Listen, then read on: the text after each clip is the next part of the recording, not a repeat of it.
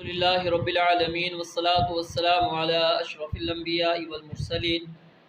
سنن ابن ماجہ ابواب النکاح، عنوان نمبر 49، باب الشفاعۃ فی التزویج، نکاح کے بارے میں سفارش کرنا۔ اس عنوان کے تحت امام صاحب نے 2 روایات نقل کی ہیں اور یہ دونوں روایات سند کے اعتبار سے ضعیف ہیں، لیکن مسئلہ یہی ہے کہ اگر کوئی شخص کسی کے نکاح کے بارے میں سفارش کرنا چاہتا ہے تو اسلام نے اس کی اجازت دی ہے۔ حدیث نمبر 1975، ابو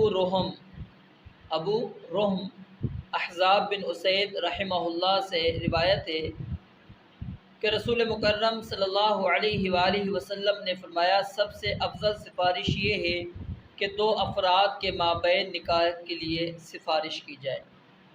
حدیث نمبر 1976، عائشہ رضی اللہ تعالیٰ عنہ سے روایت ہے، انہوں نے فرمایا، حضرت اسامہ رضی اللہ تعالیٰ عنہ کو گھر کی چوکھٹ سے ٹھوکر لگی، ان کے چہرے پر زخم آ گیا تو نبی علیہ السلام نے فرمایا، اس کا خون صاف کر دو، مجھے اس سے کراہت محسوس ہوئی۔ نبی علیہ السلام خود ان کے چہرے سے خون پونچھنے لگے اور صاف کرنے لگے۔ پھر فرمایا، اگر اسامہ لڑکی ہوتا تو میں اسے زیور پہناتا اور کپڑے پہناتا، پھر اس کی شادی کر دیتا۔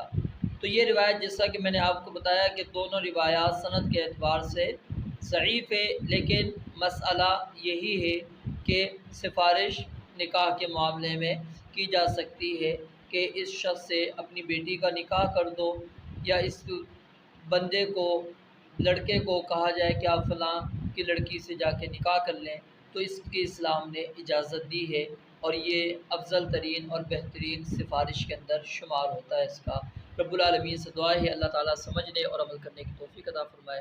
وآخر دعوانا الحمدللہ۔